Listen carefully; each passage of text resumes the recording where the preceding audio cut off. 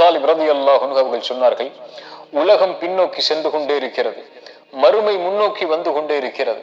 இரண்டுக்கும் பிள்ளைகள் உண்டு. நீங்கள் மறுமையின் பிள்ளைகளாக இருங்கள், உலகத்தின் பிள்ளைகளாக இருந்து விடாதீர்கள். இன்று செயல்படலாம், விசாரணை கிடையாது. நாளை விசாரிக்கப்படுவோம், மறுமையில் விசாரிக்கப்படுவோம். ஆனால் எந்த ஒரு செயலையும் செய்ய முடியாது. உமர் இப்னு கத்தாப் ரலியல்லாஹு அன்ஹு அவர்கள் சொன்னார்கள், அல்லாஹ் உங்களை விசாரிப்பதற்கு முன்னால் மறுமையில் நீங்கள் உங்களை இந்த உலகத்தில் விசாரித்துக் கொள்ளுங்கள்.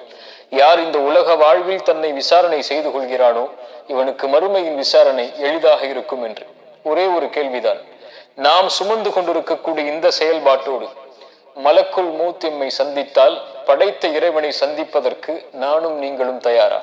என்ன தொழுகை இடத்தில் இருக்கிறது, என்ன ஹலாலான காரியங்கள் இடத்தில் இருக்கிறது, அல்லது எவ்வளவு ஹராமான காரியங்களை நாம் செய்து கொண்டிருக்கிறோம், என்ன நேர்மை இருக்கிறது அல்லது என்ன நேர்மையற்ற செயல்பாடுகளை நாம்